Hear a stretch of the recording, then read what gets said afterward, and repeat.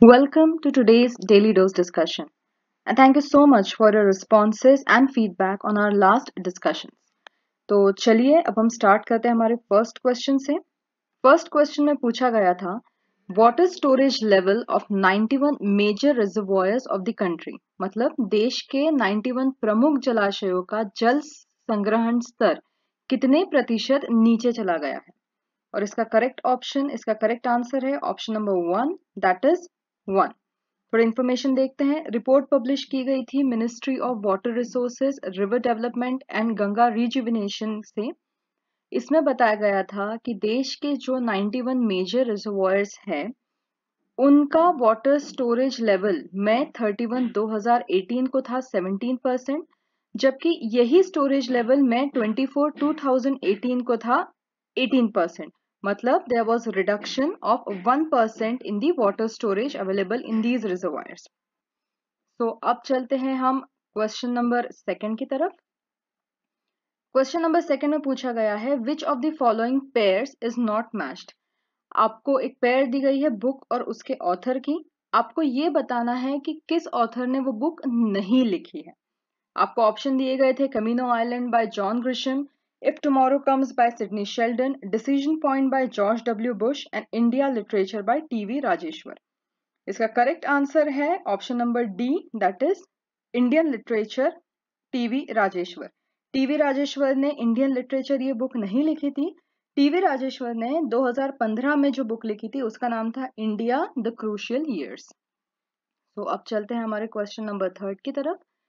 Question number third में पूछा है संगमकालीन राज्यों में और उनके राज्य चिन्ह के संदर्भ में कौन सुमेलित नहीं है। आपको राज्य दिए गए हैं और उनके राजकीय चिन्ह दिए हुए हैं। अब you have to find out that which one of it doesn't match. इस क्वेश्चन को अटेम्प्ट करने के लिए सबसे इजी तरीका जो है जो आपको देखना था वो है कि इन चारों ऑप्शंस में से संगमकालीन राज्य कौन से हैं। जो संगमकालीन राज्य नहीं होगा that is your answer which is option number fourth, Hoysala. थोड़ी इंफॉर्मेशन देखते हैं। संगमकालीन राज्य जो थे वो थे थर्ड सेंचुरी और फिफ्थ सेंचुरी में तमिलनाडु और केरला के रीजन में, जबकि होयसला ये 10th सेंचुरी का राज्य था जिसका राजकीय चिन्ह था लॉयन, बट इस क्वेश्चन के अकॉर्डिंग वो संगमकालीन राज्य नहीं था। तो आप आपकी स्क्रीन पे अब टेबल देख सकते हैं संगमकालीन राज्य और उनके राजकीय चिन्हों के बारे में। तो अब हम चलते हैं क्वेश्चन नंबर फोर्थ की तरफ। क्वेश्चन नंबर फोर्थ में पूछा गया था एनआईसी। एनआईसी मतलब national informatics centre launches India's fourth data centre in. NIC में भारत में अपना चौथा डेटा सेंटर कहाँ ओपन किया, कहाँ शुरू किया। इसका करेक्ट आंसर है option number A, Bhubaneswar. Bhubaneswar जो कि ओडिशा की कैपिटल है, it became the fourth national data centre for NIC. अब ये फोर्थ है तो इसके पहले 3 डेटा सेंटर्स कहाँ पे थे, वो थे दिल्ली, हैदराबाद और पुणे में। Now let's move to question number fifth. Question number fifth में पूछा गया था select the relevant statement for the purpose of Pradhan Mantri Mudra Yojana of the government of India. Bharat सरकार की प्रधानमंत्री मुद्रा योजना के उद्देश्य के लिए प्रासंगिक विवरण का चयन करें।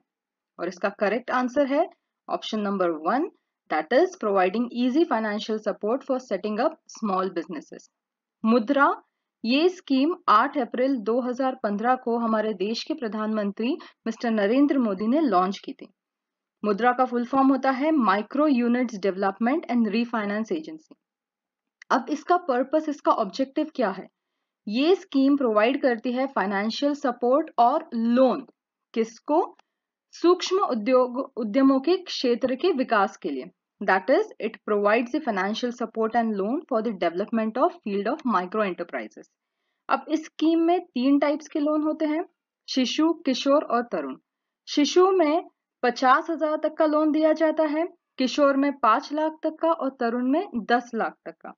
And the best part is there is no charge of any kind of processing charges for providing the loans under this scheme.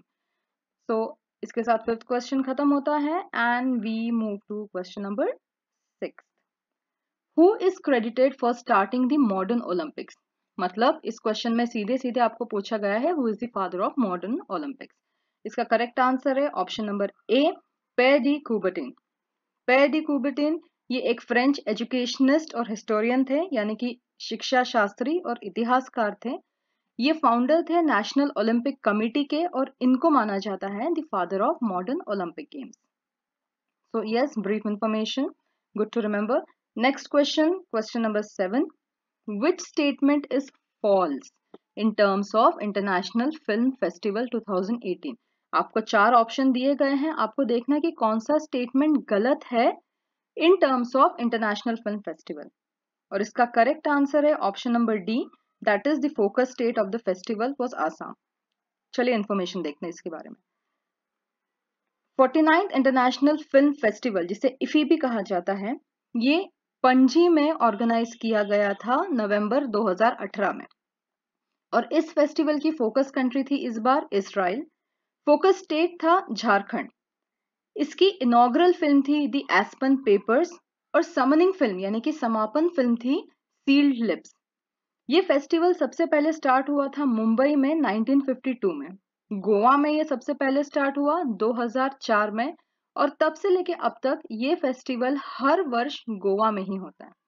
इस बार बेस्ट फिल्म का खिताब, जिसे गोल्डन पिकॉक अवार्ड भी कहा जाता है, वो दिया गया था यूक्रेन की मूवी डॉनविस को। बेस्ट डायरेक्टर का खिताब मिला था लिजोजोस पेलिसेरी को, उनकी मलयालम फिल्म ई मा यू के लिए, और बेस्ट एक्टर का अवार्ड दिया गया था चेनाब विनोद को, जो कि इंडिया की है। सो आप चाहे तो ये information you can note it down. हम चलते हैं अब क्वेश्चन नंबर 8 की तरफ। क्वेश्चन नंबर 8 में पूछा था, which was the first Indian women cricketer to score 2000 runs in T20 International? T20 अंतरराष्ट्रीय क्रिकेट में 2000 रन सबसे पहले किस भारतीय महिला क्रिकेटर ने बनाए? आई एम श्योर आपका ये आंसर सही रहा होगा, because the answer is option number A, Mitali Raj, the captain of Indian women cricket team, जिन्होंने T20 क्रिकेट में 2000 रन बनाए थे, and thus she became the first woman to score this much runs. Alright, चलते हैं अब क्वेश्चन नंबर 9 की तरफ। Question number 9 में पूछा गया है, Where was the 9th India Japan Energy Dialogue? Bharat Japan की ऊर्जा वार्ता कहाँ आयोजित की गई थी? Its correct answer is option number first, that is Delhi. India जो कि 7th लार्जेस्ट इकोनॉमिक स्टेट है और जापान जो कि 3rd लार्जेस्ट इकोनॉमिक स्टेट है, इन दोनों के बीच वार्ता हुई थी न्यू दिल्ली में। किस चीज पे और किस इश्यूज पे वार्ता हुई थी? They agreed to work together for energy security, energy access and climate change. उसी के साथ इलेक्ट्रिक व्हीकल, इस चीज पे भी उनका डिस्कशन स्टार्ट हुआ था, and they committed to work together in promoting the well functioning energy market. आपको इसके बारे में अगर और जानकारी या इसकी रिपोर्ट पढ़नी हो, सो आई एम स्क्रोलिंग डाउन, आप चाहे तो वीडियो पॉज करके इसके बारे में जानकारी देख सकते हैं। Meanwhile we now move to our next and the last question, that is question number 10। Question number 10 में पूछा था, the Bermuda triangle is located, the famous Bermuda triangle कहाँ स्थित है? तो इसका करेक्ट आंसर है in the north western Atlantic ocean. इसके बारे में थोड़ी सी जानकारी हम देखते हैं। बर्मुडा ट्रायंगल ये फ्लोरिडा, बर्मुडा आइलैंड और पोर्टो रिको, इनके ट्रायंगल के बीच में आया हुआ जो क्षेत्र है उसे बर्मुडा ट्रायंगल कहा जाता है। One more information that you should remember is, Bermuda triangle को डेविल्स ट्रायंगल या हरिकेन एली ये भी कहा जाता है। So with this we are done with our today's daily dose discussion. जैसा कि मैं हमेशा कहते आ रही हूँ, you can definitely take our daily dose test every day between 7 AM to 9 AM।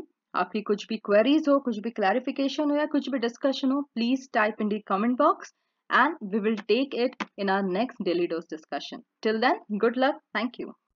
दोस्तों ऐसी और वीडियोस के लिए सब्सक्राइब कीजिए परीक्षा चैनल को और बेल आइकन दबाना ना भूलें। और अगर आप तैयारी कर रहे हैं तो प्रैक्टिस के लिए अभी डाउनलोड करें MP परीक्षा ऐप।